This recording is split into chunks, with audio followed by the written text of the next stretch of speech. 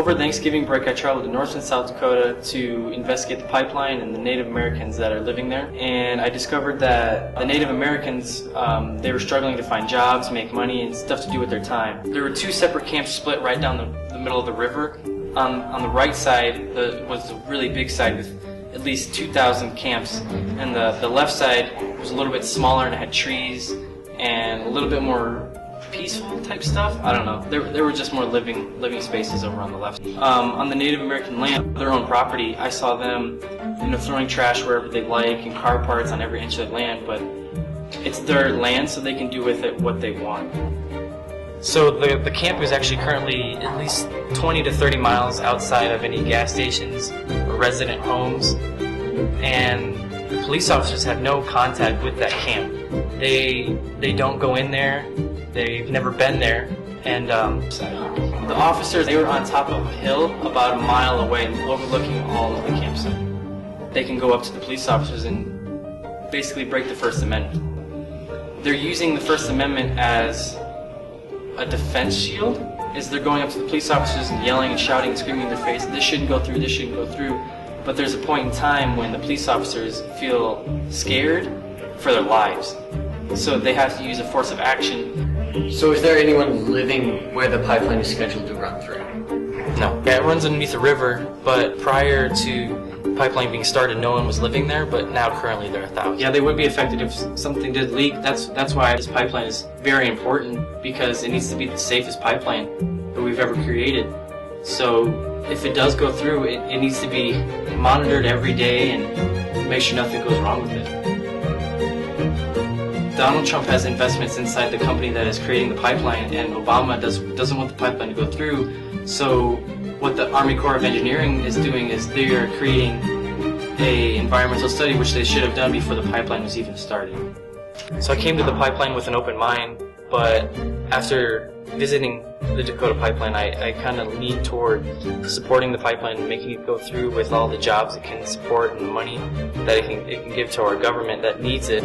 The reasons that the Native Americans and the white people and everyone else that is there right now is they don't want it to go through because they want clean water to drink from, but no one's living there. And if you look at a map of the pipeline, it actually goes through the river in a state before them. They've already gone through North Dakota, and now it's going through South Dakota, and then it'll go through Nebraska.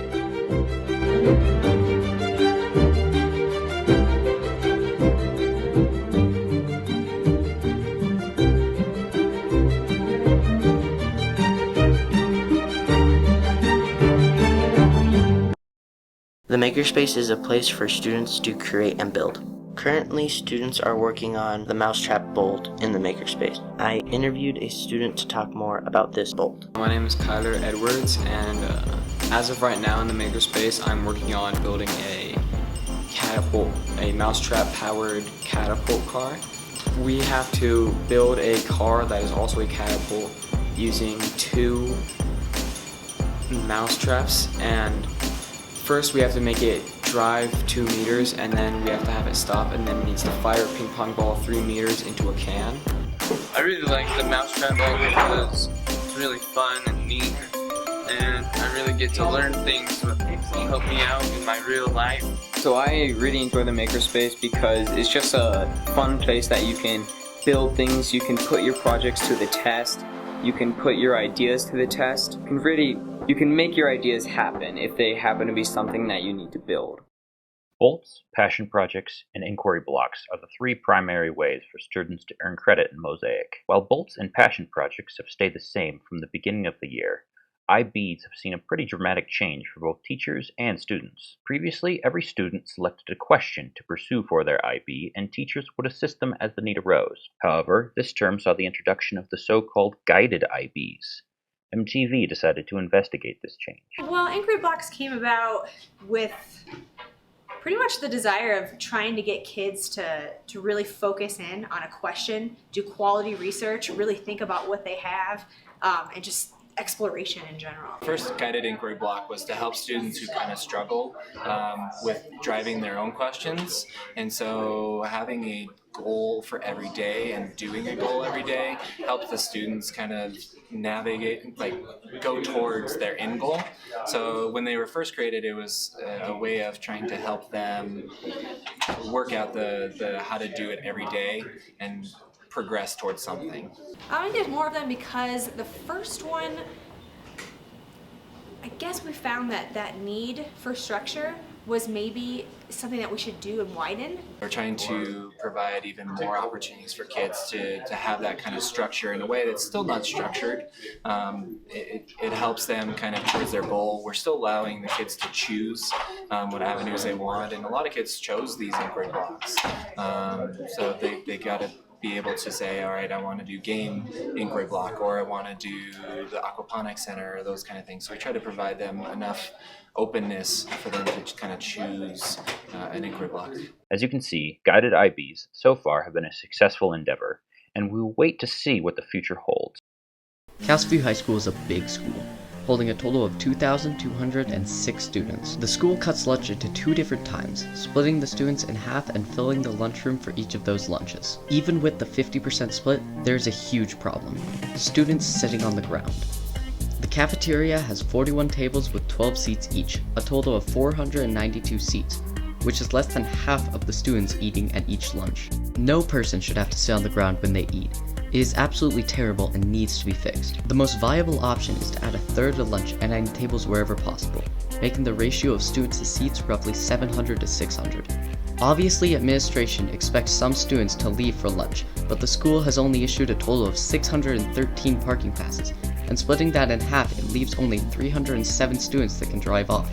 So each student with a parking pass would have to leave with a friend to make up for the lack of seats. Some students try to stay quiet and sit in the back of pods for space, but are usually kicked out due to teachers understandably not wanting talking students outside their classroom.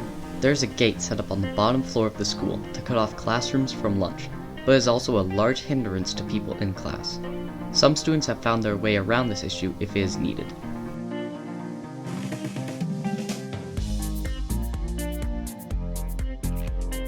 Even if you are in class trying to get back from the lunch area, a security guard will always stop you unless you have a pass.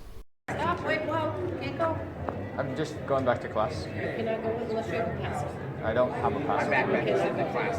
Okay, sorry. The school has opened up the large school hall for lunch, making a few more tables available, but in the end just adding more space for students to sit on the ground.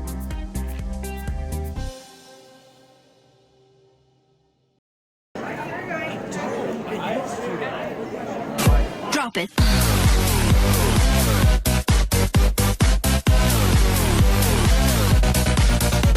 Really fun and neat, and I really get to learn things that will help me out in my real life.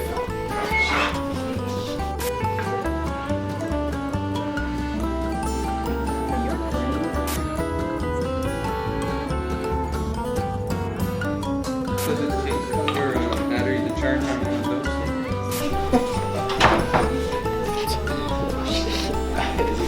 Are you getting